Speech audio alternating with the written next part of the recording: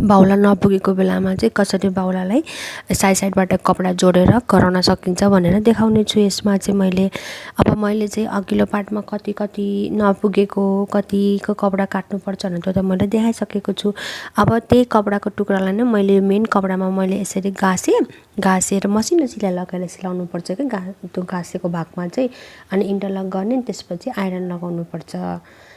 अनि दुईटैको बाहुला मैले त्यसरी रेडी गरिसकेपछि चाहिँ हामीले बाहुलाको सुल्टोलाई मिलाएर राख्नुपर्छ अनि यसरी फोल्डमा फोल्ड गर्नुपर्छ र क्लोज साइड चाहिँ आफूपट्टि नै हुनुपर्छ है। अब चाहिँ कपडा सबै मिलाइसकेपछि चाहिँ मार्किङ गर्ने है। कपडा चाहिँ हामीहरूको चाहिँ सुल्टो अनि फेरि उल्टो आउँछ अनि दुईटै साइड उल्टो आयो, फेरि सुल्टो आयो, यसरी फोल्डमा फोल्ड हुनुपर्छ है कपडा चाहिँ।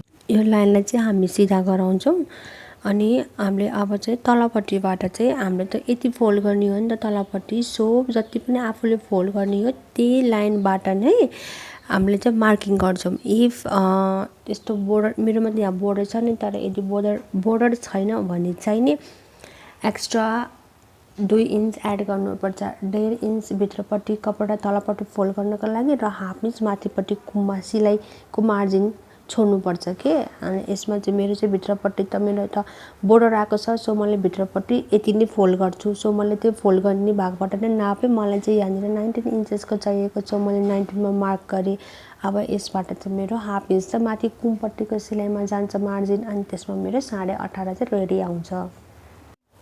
छातीको 12 भाग लिने अनि जति आउँछ त्यतिमा नै मार्क गरेर स्ट्रेट लाइन तान्ने है। अनि क्लोज साइडबाट चाहिँ आफूलाई यो बाहुलाको लम्बाइ जति चाहिएको त्यति नै लिने। यहाँ मेरो चाहिँ अलिकति एक्स्ट्रा बढी आएको छ, सो म त्यसलाई कट गरेर फाल्छु।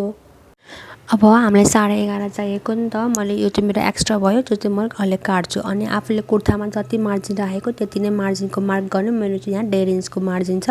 अनि त्यसपछि चाहिँ तेर्सो लाइन तान्ने, तेर्सो लाइन तानेपछि चाहिँ मिडल पोइन्टहरू मार्क गरेर त्यसमा चाहिँ यो बाहुलाको सेप दिने।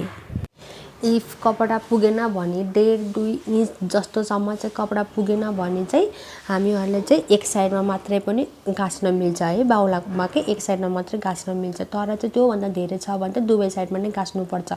एक साइडमा मात्रै गाँच्यो भने त अगाडिपट्टि देखिन आउँछ नि त, त्यही भएर चाहिँ यो कुराको ध्यान राख्नुपर्छ। अनि बाहुला काट्दा चाहिँ सुल्टो भित्रपट्टि नै हुनुपर्छ, त्यसरी पट्याएर राखेन भने चाहिँ हामीहरूको बाहुला उल्टो निस्किन्छ के। यसरी यो गएको चाहिँ यो चाहिँ हामीहरूको पछाडिपट्टि पर्ने हो। अनि फेरि अब यो बिचको पोइन्टबाट गएको वाला चाहिँ हामीहरूको अगाडिपट्टि पर्नेवाला बाहुला हो।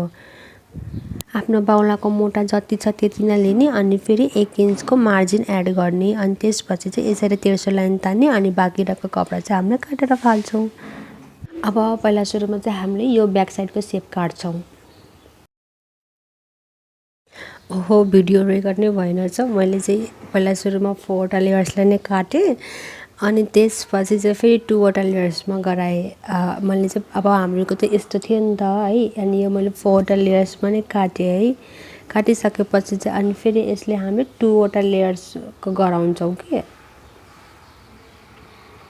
त्यसपछि 2वटा लेयर्समा बनाइसकेपछि चाहिँ यस्तोवाला आउँछ नि त। अनि हामीले जुन फ्रन्टको भनेर मार्किङ गरेको थियौँ नि, अनि त्यसले काटेपछि चाहिँ हामीहरूको यो स्लिप्स चाहिँ रेडी हुन्छ।